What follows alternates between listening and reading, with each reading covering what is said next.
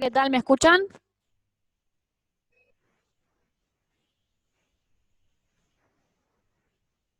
Hola, gente. Ahí está. Muy bien, gracias, Silvia. Bueno, estamos acá con las chicas, con Magalí, con Sol Hernández y la presencia virtual de Chechu Collante, que son las chicas con las cuales hicimos esta clase. Y lo que vamos a hablar es sobre métodos diagnósticos de COVID-19, ¿sí? ¿Por qué vamos a hablar de este tema? Bueno, primero porque nos propusieron desde Jefatura hacer esta clase, y después en segundo término, porque notamos que dentro de la comunidad en general y particularmente en nuestro equipo de trabajo hay como un gran nivel de desconocimiento de cuáles son las distintas opciones de métodos para diagnosticar el coronavirus. Y entonces queríamos contarles a ustedes cuáles son las distintas opciones que tenemos disponibles y cuáles, digamos, son las características que tiene cada uno de estos. Perdón. Bueno, entonces, los objetivos que tiene esta clase va a ser conocer los distintos métodos de diagnóstico microbiológico para SARS-CoV-2, entender cuál es su aplicabilidad en nuestro medio según las circunstancias clínicas de cada paciente, comprender cuál es la sensibilidad, la especificidad, las implicancias y los tiempos en los cuales podemos obtener rédito de cada uno de estos tipos de estudio. Y la importancia es un poco lo que ya les conté antes, es que el diagnóstico microbiológico de SARS-CoV-2 es importante desde la escala individual para el correcto manejo clínico de cada paciente y para su aislamiento. Y lo que tenemos que tener en cuenta es que si bien el método de elección es la PCR, hay otras formas diagnósticas que tienen distintas aplicaciones. Los otros métodos para la detección del SARS-CoV-2 nos van a poder servir para testear a cohortes de pacientes y pueden ser utilizados como herramienta epidemiológica a gran escala. Bueno, entonces vamos a tener distintos tipos de métodos diagnósticos para coronavirus. Para entender un poco de qué se trata cada uno de estos métodos, deberíamos repasar cuáles son las características, digamos, morfológicas de este virus. El coronavirus es un virus ARN que tiene una sola hebra de ese ARN y que está envuelto por una cobertura proteica que tiene como saliencias o espigas, que son las que le dan esa forma característica cuando le hacemos la microfotografía, digamos, del virus, ¿sí? Entonces, nosotros podemos detectar el virus desde el ácido nucleico que va a estar contenido, que es el ARN, podemos detectar los antígenos, que son esas espigas proteicas que tienen la envoltura, o podemos detectar cuál es el efecto que este virus genera en nuestro organismo a través de lo que es nuestra inmunidad adquirida, detectando cuáles son los distintos anticuerpos que vamos a generar reaccionando al coronavirus.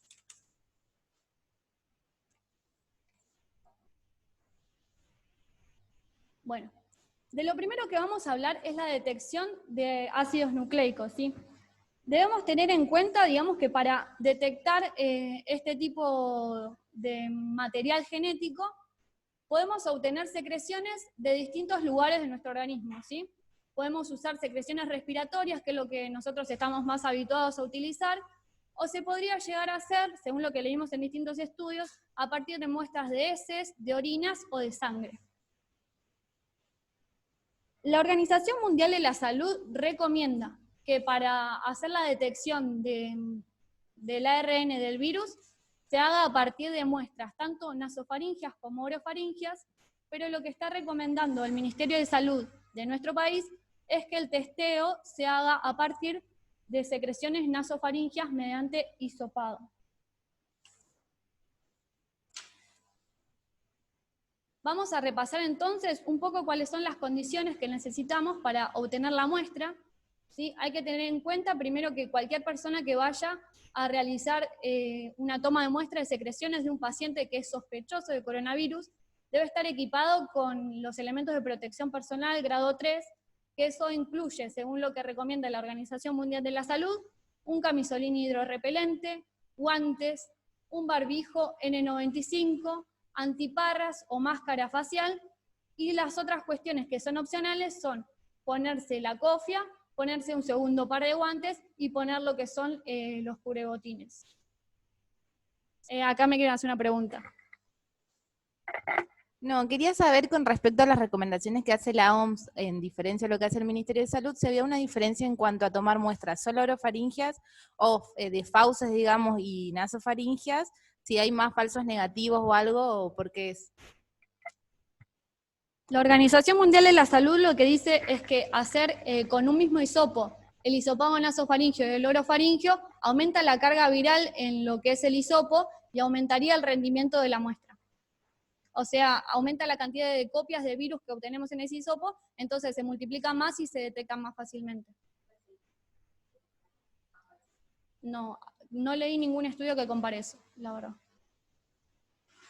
Bueno, ¿qué tenemos que tener en cuenta entonces también? Para tomar la muestra, obviamente hay que tener la adecuada higiene de manos y podríamos dividir como lo que vamos a necesitar nosotros para ingresar a la habitación del paciente para tomar la muestra y lo que van a tener que preparar nuestros compañeros, los que nos van a asistir desde afuera de la habitación. Los que vayamos a ingresar a la habitación vamos a tener que tener un tubo de centrífuga que tiene que tener por lo menos 2 centímetros cúbicos de solución fisiológica, o vienen algunos tubitos que ya tienen colocado el medio de transporte viral, que son los que tienen el líquido rosa, y vamos a tener que ingresar a la habitación con un hisopo. Ese hisopo puede ser con mango de plástico o con mango de metal, pero nunca puede tener mango de madera, y en la punta puede tener dacrón o poliéster, pero nunca debería tener algodón, ¿sí? Y después la persona que nos espera por fuera de la habitación va a recibir ese hisopo con 2 bolsas de plástico, un tubo de metal que tiene que estar correctamente rotulado, y vamos a tener que tener también afuera el SAMO preparado y la ficha epidemiológica. Vamos a ver ahora el video que nos va a compartir Carla de cómo se realiza la toma de muestra. Sí. Y silenciame.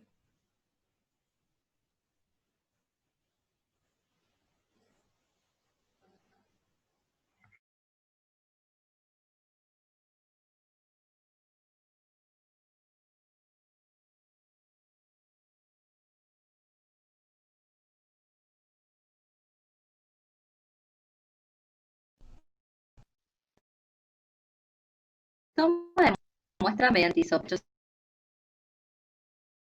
de COVID-19. Elementos necesarios: tubo de centrífuga, solución fisiológica, Carla, etiquetas para ¿podés rotular, retroceder el hisopo de video y dacrón, compartir pala el de plástico sonido desde tu compu, flexible, por favor? tijera, ficha epidemiológica. ¿Me escuchan, chicos? ¿O escuchan el video? Sí, sí. Ahora no sé si me escuchan a mí. ¿Se escuchan los dos? No se escucha el video. Bueno, esperen que volvemos a poner el video. Vos te escuchás, Madu, pero el video no. ¿Se escucha cortado o no se escucha?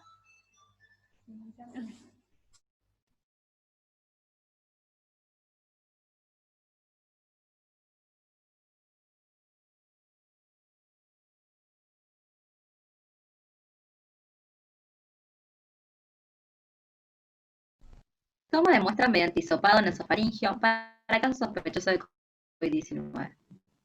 Elementos necesarios: tubo de centrífuga, solución fisiológica, etiquetas para rotular, hisopo de dacrón con palo de plástico flexible, tijeras, tubo rígido de transporte, bolsas, ficha epidemiológica.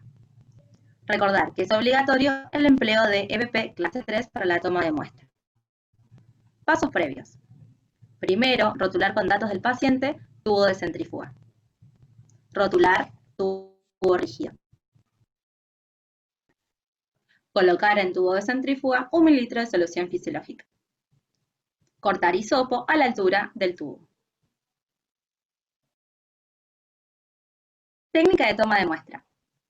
Colocar al paciente en posición de olfateo e introducir el hisopo a través de la narina, profundizando hasta la faringe. Rotar suavemente y finalmente retirar. El objetivo es introducir el hisopo a rinofaringe. Normas para el traslado de muestra. Recordar: triple empaque, siempre con ficha epidemiológica, remitir rápidamente al laboratorio o refrigerar. Introducir hisopo en tubo de centrífuga con 1 mililitro de solución fisiológica y luego introducir en bolsa. Posteriormente se introduce en tubo rígido, se cierra el mismo y se lo coloca en una bolsa.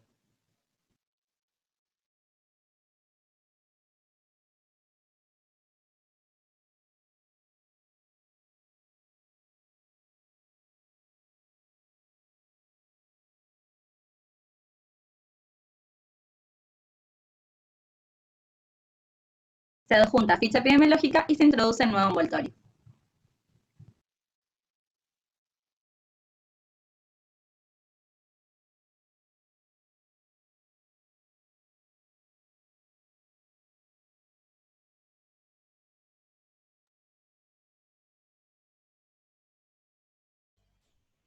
Bueno, claro, está bien lo que dice Laurita. Vamos a repasar, como no se escuchó muy bien el video, vamos a repasar. Entonces, el médico ingresa a la habitación todo vestido con esos elementos de protección que dijimos. Lo que vamos a tener que hacer, alguien está hablando, silénciense. Lo que vamos a tener que hacer es, con el paciente acostado o sentado, colocar el hisopo por la base de la fosa nasal y tendiendo a irnos hacia el lado externo, ¿sí? ¿Por qué? Porque lo que nos vamos a encontrar va a ser un primer resalto que nos va a hacer tope, que va a ser el cornete o que va a ser el tabique. Nos decían del laboratorio que en algunos casos, digamos, tuvimos que repetir los hisopados porque tenían muy poca cantidad de secreciones, porque algunas personas, digamos, no se animan, digamos, como a atravesar ese resalto, hisopan ahí y salen. Entonces nosotros tenemos que asegurarnos de esquivar el cornete, esquivar el tabique, ir hacia el fondo, el hisopo se mete bastante, más o menos como 10 centímetros son, y una vez que llegamos al tope de la nasofaringe, lo que vamos a hacer es girar el hisopo durante por lo menos 5 segundos y retirarlo. Ahí lo colocamos adentro del tubo de centrífuga. A veces es necesario previamente cortar el hisopo, o si no los que son de metal se pueden doblar y se coloca todo íntegramente adentro del tubito. Cerramos el tubito de centrífuga y lo que vamos a tener que hacer es darle ese tubito a la persona que está por fuera de la habitación esperándonos. Esa persona va a tener que tener puestos guantes, ¿sí? Y nos va a recibir la muestra y antiparras y barbijo. Y nos va a recibir la muestra con una bolsa de plástico que nosotros no la vamos a tocar, ¿sí? Entonces colocamos el tubito dentro de la bolsa, esa bolsa va a ser sellada por nuestro compañero que está fuera de la habitación y se va a colocar dentro del tubo de metal, que es la segunda barrera que le vamos a poner. Ese tubo de metal tiene que estar correctamente rotulado, como vimos recién en el video, con los datos del paciente. Y ahora sí, ese tubo de metal, junto con la ficha epidemiológica y el SAMO, se ponen en una tercera bolsa, que eso es lo que se envía al laboratorio. Tenemos que tener en cuenta entonces que esa muestra que nosotros sacamos tiene que ser enviada al laboratorio para su procesamiento lo antes que podamos, ¿sí? Para cuando no podamos procesarlo rápidamente dentro de la primera hora, lo que hay que hacer es refrigerarlo, porque si no después esa muestra ya no nos va a servir y nos va a dar un falso negativo. Es habitual, digamos, que se produzca un poquito de sangrado cuando ponemos el hisopo. No pasa nada, eso no inhabilita la muestra. ¿Cómo? No, ¿por cuánto tiempo se puede refrigerar? No lo sé. Bueno, el otro que tenemos que tener en cuenta es que en el método que vamos a empezar a usar ahora en el hospital, hay que colocar 2 mililitros de solución fisiológica, que antes por ahí poníamos un poco menos.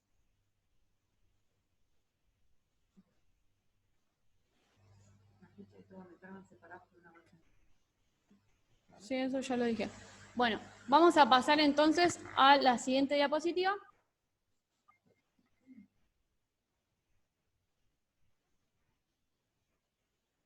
Para empezar a hablar ya del método más específicamente, que es la reacción en cadena de la polimerasa, ¿sí? Es lo que nosotros habitualmente le decimos PCR, y este método, ¿qué es lo que?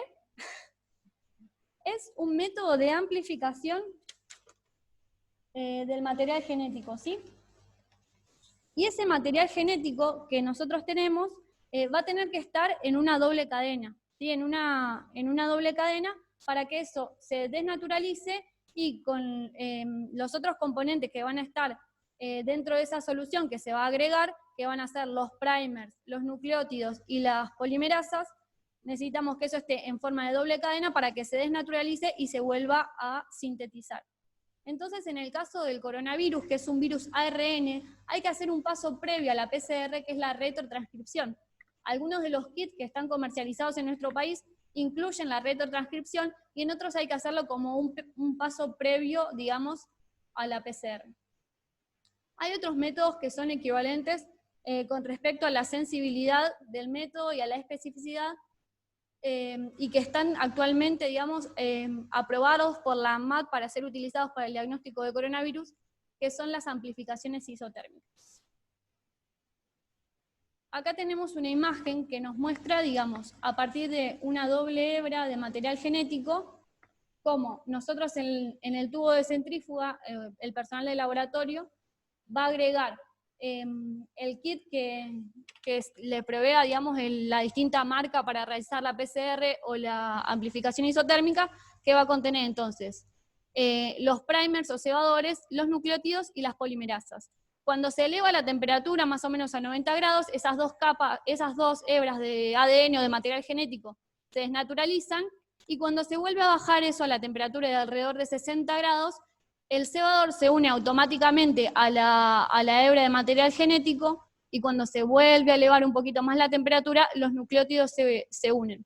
Este proceso se va a repetir más o menos 20 veces en un aparato que es un termociclador. Al repetir eso 20 veces, lo que nosotros hacemos es aumentar en escala logarítmica la cantidad de copias de material genético que tenemos, para que después eso pueda ser observado por distintos métodos más fácilmente.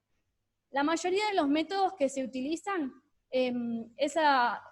reconoce después el material genético de forma automatizada a través de una computadora, o puede haber distintos métodos que lo reconozcan a través, por ejemplo, de procesos de colorimetría. ¿Cuándo entonces vamos a poder realizar esta reacción en cadena de la polimerasa? Cuando nosotros obtengamos material, digamos, de la nasofaringe de nuestro paciente, entre el momento en el cual el paciente se infecta y entre el momento en el cual el paciente se cura, con un pico de máxima cantidad de copias del ARN del virus en la nasofaringe del paciente alrededor del 7º día luego de la infección.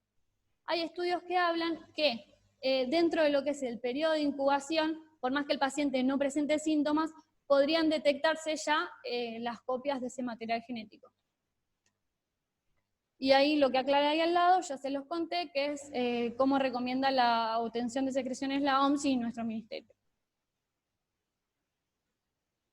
Bueno, entonces nosotros hacemos la PCR y nos va a dar un resultado positivo o nos va a dar un resultado negativo.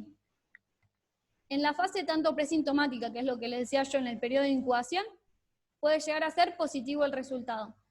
Y durante los primeros 7 días, el resultado va a ser positivo. Después la cantidad de material genético empieza a decaer y pueden ser estos resultados positivos o negativos. Tanto entonces la PCR como los métodos de amplificación isotérmica, variando la marca que usemos, todos tienen una sensibilidad alta por encima del 95%. Acá Micaela, que es una compañera bioquímica, nos está acotando algunas cosas en el chat. Dice que el hisopo debe ser de dacrono de poliéster, no de algodón, porque eso inhibe la PCR, al igual que la madera, y que el palillo debe ser de madera. No debe ser de madera. Sí, eso lo habíamos aclarado antes, pero claro, no sabíamos por qué, no sabíamos que eso afectaba a la PCR. Bueno, después con respecto a la especificidad, es cercana al 100%, ¿por qué? Porque detecta distintos genes del coronavirus, que van a ser el gen E, el RD-RP, el gen ORF y el gen N, según el método, digamos, que tengamos. Ahí nos aclara Mica también que en la heladera la muestra puede aguantar, como mucho, 24 horas antes de ser procesada.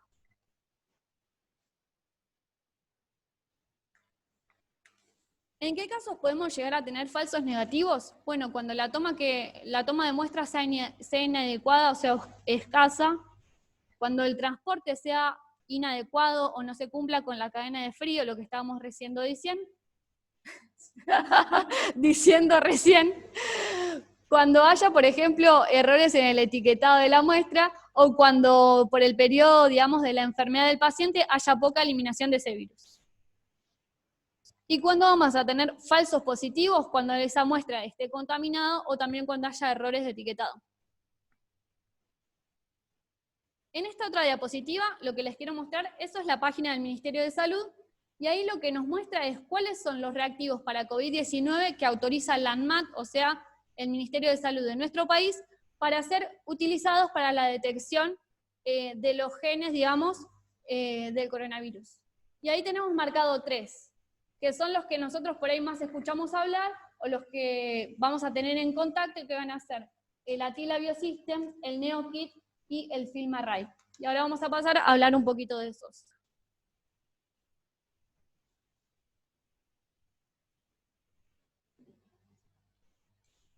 Bueno.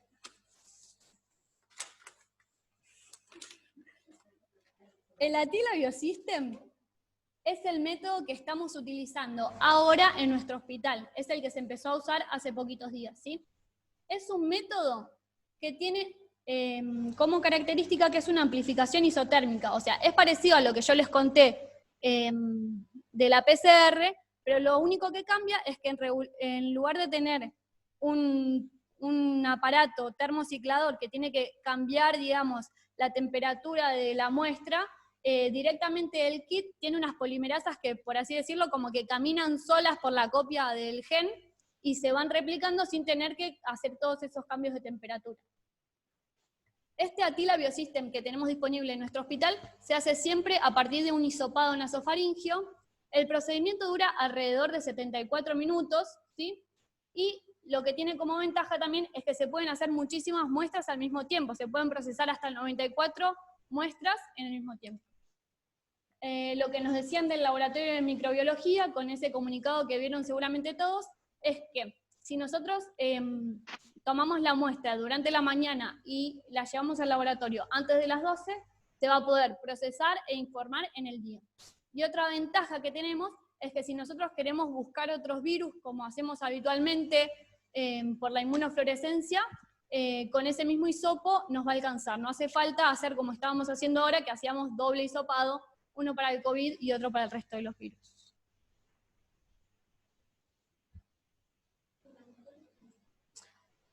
Mica, ¿vos sabés cuánto sale cada uno de estos kits para procesar?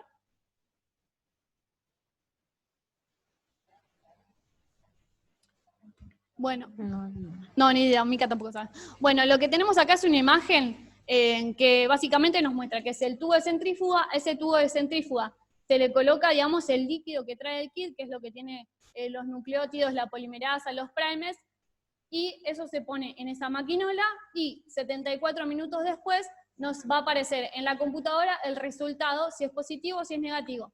Si es positivo es porque detectó, digamos, los genes N y el ORF1AB, que son los que detecta este método.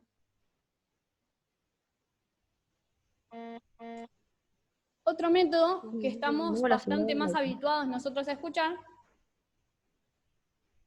es el FilmArray. ¿Por qué? Porque nosotros cuando tenemos, por ejemplo, no sé, un paciente que tiene una sospecha de una encefalitis que pensamos que podría llegar a ser por herpes, estamos habituados a guardar una muestrita en la heladera para procesar para FilmArray, o cuando rotamos, por ejemplo, también por terapia, vemos que se utiliza también para los pacientes con neumonías graves. ¿Qué es el FilmArray? Es otro método de PCR, pero lo que tiene como diferencia es que es un panel que detecta no un solo germen, sino que detecta muchísimos gérmenes a la vez, ¿sí?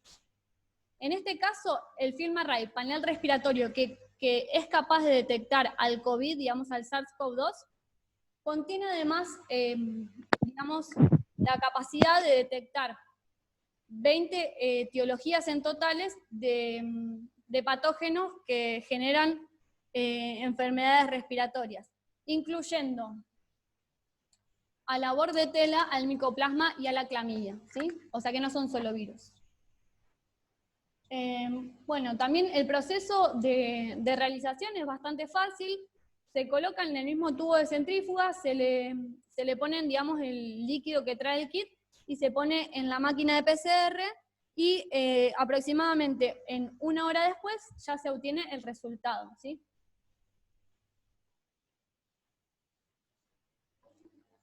Hay indicaciones particulares para realizar este FilmArray, ¿sí? Se va a realizar en pacientes que no estén ventilados y que tengan cuadros respiratorios graves, ¿sí? Particularmente aquellos pacientes que tengan cáncer, que sean pacientes post-trasplantados de órgano sólido o de trasplantes de células madres, que estén cursando neumonías agudas con hipoxemia, y aquellos niños que sean candidatos a recibir trasplantes. Este método... Sintomáticos.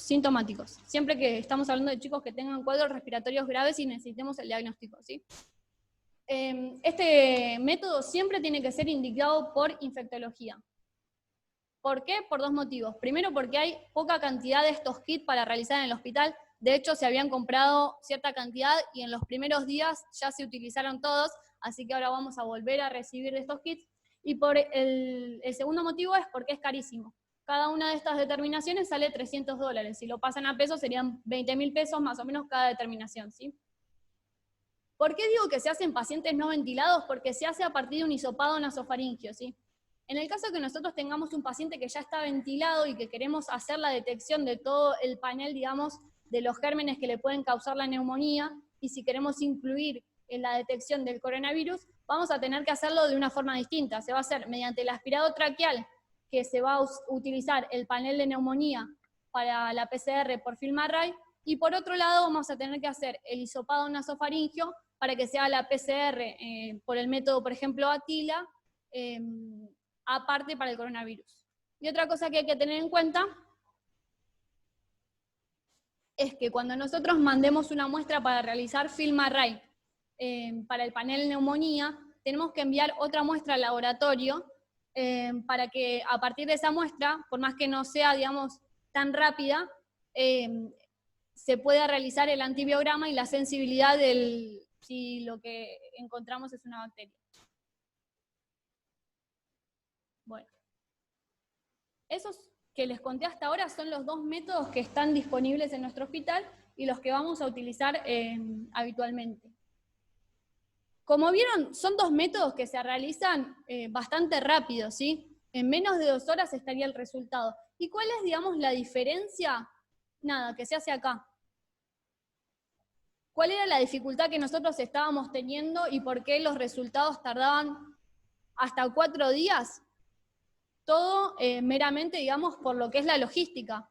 Porque hasta el día de ayer que se empezaron a procesar estas muestras acá, nosotros teníamos que mandarlas al laboratorio. Del laboratorio las tenían que venir a buscar una ambulancia, llevarlas a otro hospital y procesarlas en otro hospital.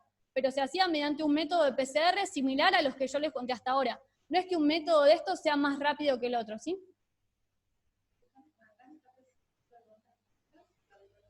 No, por ahora, eso lo hablé ayer con Cecilia, la terapista, la que ahora es directora del hospital, me dijo que por ahora nosotros, mediante el método ATILA, vamos a testear a los pacientes que estén internados en nuestro hospital y que tengamos que hacer un diagnóstico rápido, y en aquellos pacientes que se vengan a internar para hacer alguna cirugía programada en nuestro hospital.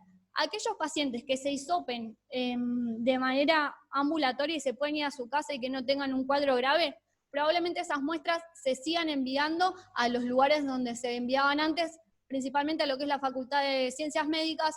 ¿Por qué? Porque también el número de kits que tenemos son limitados y si no los necesitamos tan urgentemente porque son pacientes que están en buen estado general, podríamos esperar para obtener ese resultado con el paciente cumpliendo el aislamiento desde su casa. Bueno, y ahora vamos a hablar un poco de este último método, que es el NeoKit, que es un método similar al que ya les conté, que también es de amplificación isotérmica, y que estuvo un poco en boca de todos, sobre todo a través de los medios de comunicación, porque este método fue realizado íntegramente en nuestro país, en la Argentina, a partir de investigaciones del CONICET. Es similar a lo que les conté del método ATILA, se realiza a partir de una amplificación isotérmica, y lo que tiene, digamos, como ventaja es que no se necesita, digamos, mayor maquinaria para visualizar el resultado, sino que en la misma muestra un cambio de coloración nos va a decir si ese resultado es positivo o es negativo. Así que podría realizarse en hospitales, digamos, que tengan unos laboratorios de menor complejidad que el que tenemos acá. Claro, lo que requiere es la retrotranscripción previa. No sé cuánto sale, pero seguramente sea más barato que los otros. Bueno, de este otro método que les estoy hablando, del NeoKit, tiene como particularidades que fue testeado con los virus, digamos, que son, digamos, patógenos habituales en nuestro lugar, digamos, como pueden ser el dengue o como es el influenza, y también fue comparado con otros gérmenes que suelen ser patógenos, como las levaduras y las bacterias, y ninguno de ellos fue reconocido por el método. Así que se puede esperar que no haya falsos positivos por el método NeoKit. Y la sensibilidad también es cercana al 100%, siempre que se parta de una muestra que tenga al menos 12 copias del ARN del virus. Y ahora los dejo con Magali. Bueno, ¡ay! Saqué todo. Uy, la puta madre.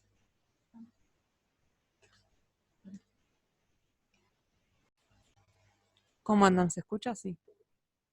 Sí. No tengo la pantalla acá.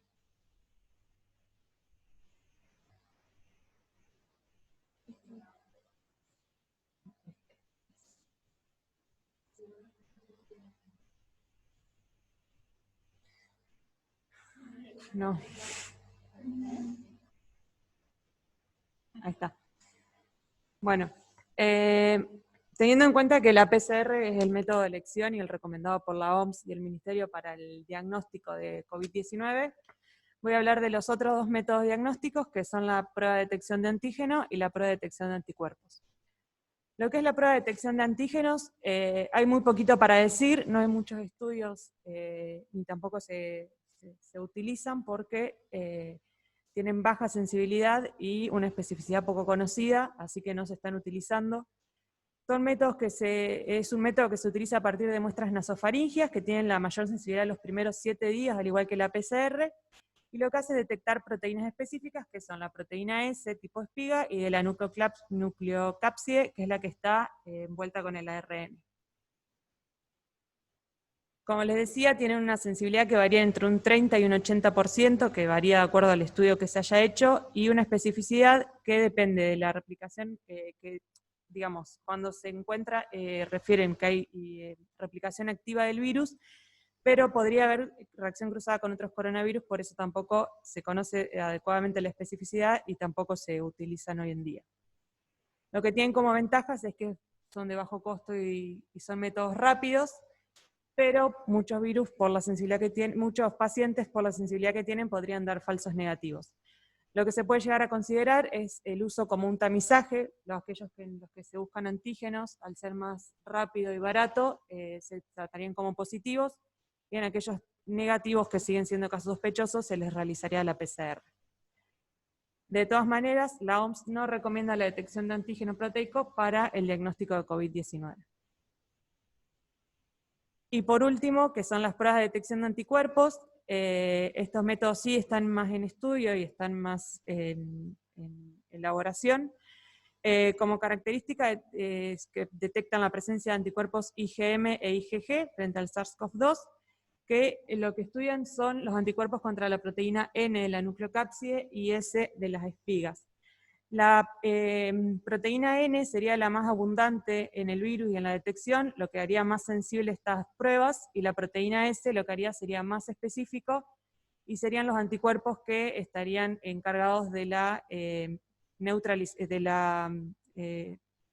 serían los anticuerpos neutralizantes del virus. Digamos que tendrían más importancia en lo que tiene que ver con la respuesta inmune del huésped. Lo que hay que tener en cuenta en estas muestras, que son métodos indirectos para el diagnóstico del COVID-19 y que tienen que ver y que hay que tener mucho más en cuenta la respuesta inmunitaria del paciente. Las lo que tiene de característico es que se pueden tomar muestras de sangre venosa o incluso de sangre capilar, lo que disminuiría muchísimo la exposición del personal sanitario que toma la muestra. En cuanto a lo que es sensibilidad y especificidad, es muy variable de acuerdo al estudio y de acuerdo al método empleado. Hay muchísimos estudios, hay muchísimos estudios, y también lo que tiene es que hay que los estudios suelen tener números de pacientes bajos, chicos, así que tampoco es que son tan importantes. Como métodos podemos encontrar la inmunocromatografía, el ELISA y la quimioluminiscencia. La inmunocromatografía, no voy a entrar en detalle de cada método, pero digamos, saber que para detectar anticuerpos hay distintos métodos. La inmunocromatografía es lo que se podría llamar el test rápido, porque en 15 minutos tendríamos el resultado. Tienen baja sensibilidad, pero son muy específicos. De estos tres hay una lista larga, como mostró Madu, de las PCRs aprobadas por la ANMAT y por el Ministerio. De cada una hay listas largas, dentro de estos serían los test rápidos. El ELISA por lo general detecta IgM o IgG dentro de los que están aprobados. Hay algunos que detectan también IgA, aunque tampoco está comprobado que sea más específico o sensible que el resto de los anticuerpos. Y la quimioluminiscencia, que puede detectar IgM e IgG cuantitativa, es lo que se estaría esperando que llegue acá al hospital para hacer serologías también. Bueno, en este cuadro lo que podemos ver es, en base al tiempo y al periodo de la enfermedad en el que nos encontremos, qué es lo más sensible, o lo que las pruebas podrían dar más positivos, ¿no? Dentro de lo que es la primera semana y el inicio de los síntomas, encontramos que la PCR sería lo más sensible. De acuerdo a la muestra, el celeste es nasofaringio, el rojo es muestras de tracto respiratorio, el rosa son lavados bronquialveolares y el amarillo son muestras en heces, que se encontrarían más tardíamente, pero que persistirían en el tiempo. Los anticuerpos lo que tiene es que se detectan a partir de la segunda semana, algunos pueden encontrarse a partir del cuarto o quinto día, pero obviamente no serían ideales para el diagnóstico inicial de la enfermedad, sino que sí para el seguimiento del paciente o para pacientes que no presentaron clínica y que pueden haber sido contactos o el personal sanitario como screening. Se encontrarían más tardíamente. La IgM a partir de la sexta semana ya se encuentra en descenso y la IgG se ha encontrado hasta la octava semana, que persiste en el tiempo. Dentro de, o sea, para lo que nos sirven los anticuerpos, por un lado, por los que le dije, pacientes que han una enfermedad leve, que consultan tardíamente, con PCR negativa, personal sanitario para la vuelta al trabajo, estudio de contactos, para estudiar la inmunidad a largo plazo. Haciendo PCR y anticuerpos, lo que podemos hacer es aumentar la sensibilidad para el diagnóstico de la enfermedad, y de acuerdo a los resultados podemos tener distintas interpretaciones. Como ven acá, cuando la PCR solamente nos da positiva, estamos hablando de una fase precoz de la infección. Si incluimos PCR e IgM positiva, estamos hablando de una fase aguda, y si aparte tenemos la IgG positiva, ya estaría en un tiempo más evolucionado. Si la PCR es positiva y la IgG es positiva, estamos hablando de una fase final de la infección, porque como vemos la PCR puede aparecer positiva después de la sexta semana, aunque no sea lo más frecuente. Si solo tenemos IgM positiva pero PCR negativa, estaríamos hablando de un falso negativo de PCR y de un estadio temprano de la infección, y si solo tenemos una IgG, hablaríamos de infección pasada. Sí. Bueno, estos son algunos de todos los estudios que vimos. La verdad es que ninguno es muy concluyente, todos hablan más o menos lo mismo, pero como les decía, son Ns chiquitos, o son opiniones de expertos. El primero es una revisión, que lo que estudian es por la inmunocromatografía, que es el test rápido, y anticuerpos totales contra el SARS-CoV-2, IgM e IgG. Hablan de una sensibilidad del 88% más o menos, y una especificidad mayor al 90%, y todos estos estudios Este y otros que vimos son comparados siempre con la PCR para evaluar sensibilidad y especificidad. El segundo estudio es uno que estudia anticuerpos IgG e IgA por el método ELISA. Lo que les decía es lo que concluimos más o menos en general. No hay... la IgA sería más sensible, pero la IgG un poco más específica, pero de nuevo, son Ns chiquitos. Y en el último estudio, lo que nombraba es una revisión de varios estudios que nombra pacientes con casos sospechosos en los que la PCR llegó a ser negativa hasta 3 veces, y por continuar siendo casos sospechosos se repite, y a la cuarta PCR es positiva, como para tener en cuenta que no es solo el resultado del examen complementario, sino que tenemos que tener en cuenta epidemiología y clínica principalmente de los pacientes. Dentro de la detección de anticuerpos, como ventajas, lo que les decía es que hay test rápidos, que en 15 minutos tenemos los resultados, son rápidos y sencillos. Hay menor exposición al personal sanitario, recordando que puede tomarse desde una muestra capilar. Teniendo PCR y estudio de anticuerpos, podemos aumentar la sensibilidad en casos sospechosos, sobre todo en donde la PCR resulta negativa, ya sea por una baja carga viral, por una muestra insuficiente, mal procesado, o porque ya estamos en estadio avanzado de la enfermedad. Y también es útil para estudiar epidemiología, como estudios de prevalencia, el personal sanitario para la reincorporación al trabajo, o investigar transmisión intrafamiliar.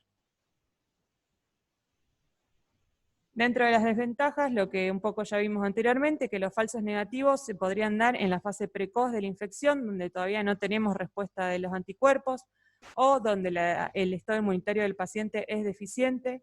Falsos positivos por reacciones cruzadas, todavía no se conoce exactamente, si bien se estudian los anticuerpos contra la nucleocápsida y la proteína S, podría haber reacciones cruzadas con otros virus respiratorios y podría disminuir la especificidad. No sé más gracias. ¿Puedo contar un ejemplo?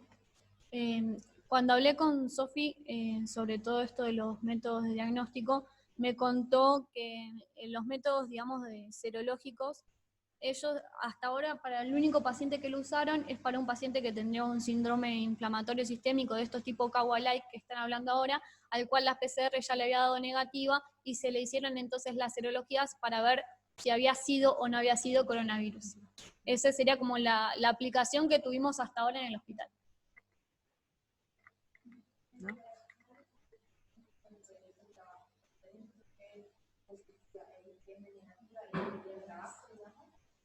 Por ahora, digamos, eso no está comprobado y no se está haciendo, digamos.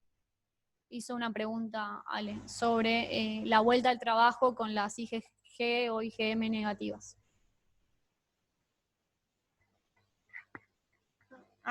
Bueno, seguimos. No, que estaba leyendo lo que pasó. Sí, lo que les decía es, está todo en estudio, tampoco se conoce la inmunidad a largo plazo. Algunos estudios también decían que digamos, en la detección de anticuerpos podría evaluar quién recibiría la vacuna en el futuro o no, pero como no se conoce la inmunidad a largo plazo, no serían eficientes, digamos. Bueno, y para concluir, entonces, según el método podemos detectar ácidos nucleicos, antígenos o anticuerpos. Los ácidos nucleicos es el método de elección, tienen una especificidad del 100%, ya vimos que los falsos positivos tienen que ver más con errores del personal que con el procesamiento de la muestra. Una sensibilidad del 95%, el tiempo ideal para tomar la muestra es la primera semana, y como desventajas requiere equipamiento y profesionales entrenados. Los antígenos no estarían utilizándose porque tiene una sensibilidad baja, puede haber reacciones cruzadas, el tiempo ideal es para la primera semana, pero lo que tendrían de ventaja es que tienen bajo costo y el método es rápido. Y con la detección de anticuerpos tenemos una especificidad y sensibilidad altas, y el tiempo ideal para tomarlo sería a partir de la segunda semana, por eso no es el método de elección para el diagnóstico en el paciente sintomático. Como para concluir, tener en cuenta siempre que el diagnóstico tiene que ver con la epidemiología, la clínica, y hasta ahora seguimos, por recomendación de la OMS y del Ministerio, la PCR. El resultado positivo para otro patógeno también hay que tener en cuenta que no excluye la posibilidad de COVID. No hay estudios que concluyan lo suficiente, digamos, con las coinfecciones como para excluir el COVID en un paciente que continúa siendo caso sospechoso. Acá está la bibliografía. Y no, de acá lo que le podemos contar es que el texto que más nos gustó es uno que es de la Sociedad Española de Infectología, el primero que aparece ahí, que es a partir del cual nosotros hicimos esta clase, explica bien cada uno de los métodos, la sensibilidad, la especificidad y la utilización. Bueno, nada, la clase estaría concluida, gracias. Le vamos a responder a Carla la pregunta que hace sobre el FilmArray. Durante el horario de laboratorio se puede realizar el FilmArray. Y otra cuestión con respecto al FilmArray es que no es solo una cuestión de costos el método de FilmArray, sino que en comparación con el método ATILA, que se pueden procesar hasta 94 muestras al mismo tiempo, con el FilmArray se puede procesar de a una sola muestra a la vez, ¿sí? Hasta que no termine uno, no podés empezar a procesar el otro. Ahí tenemos una pregunta. En un paciente internado COVID positivo, ¿se puede usar la serología como resultado para otorgar el alta en lugar de la PCR negativa o es más cara?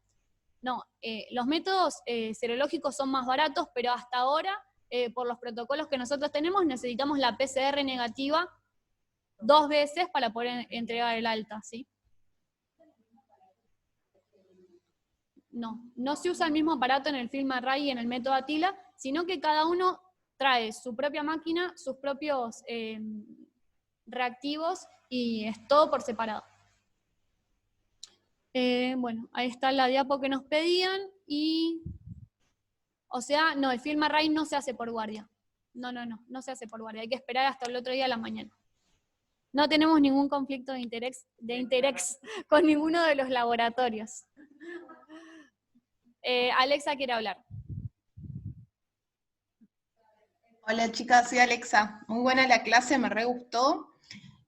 Nada, solo quería como reflexión decir algo que, bueno, como sabemos requiere bastante tiempo esto de rotular las muestras, las bolsitas, tener a alguien que vestirse, ¿no? Tener a alguien afuera que nos reciba la muestra y llevarla también, que nos tenemos que encargar de eso. Y como en las guardias COVID hay a veces hasta más de 10 internaciones y hay que hacer todos estos procedimientos, es importante tomarnos nuestro tiempo y exigir este tiempo, o sea, que nadie nos apure y realmente tomarnos el tiempo y hacerlo bien, porque pasa muchas veces que nos apuran, que mandan internaciones a la vez, entonces es importante cuidarnos entre nosotros y hacer las cosas bien. Gracias. Bueno, muchas gracias Alexa por la...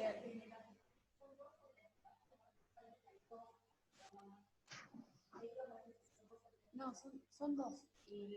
Perdón, ¿y puedo aclarar? Repito Hola. la pregunta que nos hacen acá, ¿sí se entiende? Nos preguntan cuántas fichas epidemiológicas hacen falta para la muestra. Es una que queda en la historia clínica, que sería la copia, y el original que va con la muestra al laboratorio. ¿Quién iba a hablar? No, soy Lau. ¿Cómo están? Bien, te ¿Me escuchamos. escuchan? No, para aclarar una cosita nomás, eso de cómo tenemos que estar vestidos al recibir la muestra, que sería con las antiparras, bueno, el barbijo, el camisolín común y los guantes. Más que nada por la aerolización que se produciría cuando el paciente, o sea, el médico que toma la muestra, se saca el camisolín, más que nada por eso, ya que el hisopado va a estar dentro del tubito. Buenísimo, Por las dudas. gracias Lau por el aporte. ¿Alguien más quiere decir algo, preguntar algo, o damos por finalizado todo esto? Ah, Silvia quiere decir algo, pero vos podés activar tu propio micrófono, Silvia. Ahí está, ¿me escuchan? Sí, te escuchamos, fuerte y claro. Bueno, me alegro. Bueno, primero felicitaciones, muy linda, muy clara, me parece muy importante tener concretamente diferenciados los métodos y saber en qué momento de la evolución del paciente da más rédito cada método para poder utilizarlos en forma lógica. Estuvo muy clara, me gustó mucho. Eso por un lado. Y por otro lado, creo que Alexa decía que a veces los apuran cuando están trabajando. Piensen que esto es una enfermedad nueva, que estamos aprendiendo, que hay mucho escrito, pero en general con pocos pacientes, porque es lo que la gente va estudiando y va aprendiendo y va escribiendo a medida que aprenden, y seguramente muchas cosas que hoy son ciertas, mañana no lo serán, como siempre pasa en medicina, por eso uno se actualiza. Pero lo que ustedes, creo, es mi opinión, tienen que tener presente es que probablemente los pacientes que hisopen estén bien, y lo importante para ustedes es cuidarse. Entonces, siempre antes de tomar una muestra de un paciente que sea sospechoso, caso sospechoso de COVID, fíjense que tengan, sé que lo hacen, pero que tengan todo el equipo necesario y que tengan a alguien que los asista para ver cuando ustedes hacen las cosas y cuando se sacan la ropa, que es el momento de más peligro, que lo hagan bien, y cuando entreguen la muestra y todos los pasos que tengan que hacer, que los hagan bien. Y en ese momento que ustedes van a hacer los procedimientos, no hagan otra cosa. En los grupos de guardia en general son más de 2. Si viene una internación en ese momento, la persona que no está dedicada a tomar la muestra o a recibirla, que se fije, que vaya a ver si respira y listo. Pero no se dejen presionar por situaciones externas cuando están haciendo un procedimiento que puede ser peligroso para ustedes. Si gritan paro mientras están haciendo el procedimiento, el que no está dedicado a eso es el que tiene que ir y empezar con todas las cosas, porque en estas situaciones es muy importante que el personal que está realizando el procedimiento se cuide, lo haga pensando y tenga a alguien que lo esté mirando, pero que esté concentrado también en la misma situación. Lo digo por la observación que hicieron, que a veces los están presionando para ir a ver otra internación o para hacer alguna otra cosa. Eso, tómense el tiempo que necesiten, háganlo con tranquilidad y remítanlo en buenas condiciones, entonces eso va a disminuir seguramente los errores. Era eso nada más. Muy bien, chicas. Bueno, por último, queríamos agradecer. Sí, me meto yo en la conversación, pero bueno, nada, no queremos dejar de agradecer tanto a Silvia Casaliva, a Sofía Esposto y a todos los que participaron con nosotros, que bueno, no los podemos nombrar por alguna ocasión, pero saben que los estamos dirigiendo a ellos, ¿sí? Eso, sin duda, muchas gracias a ellos.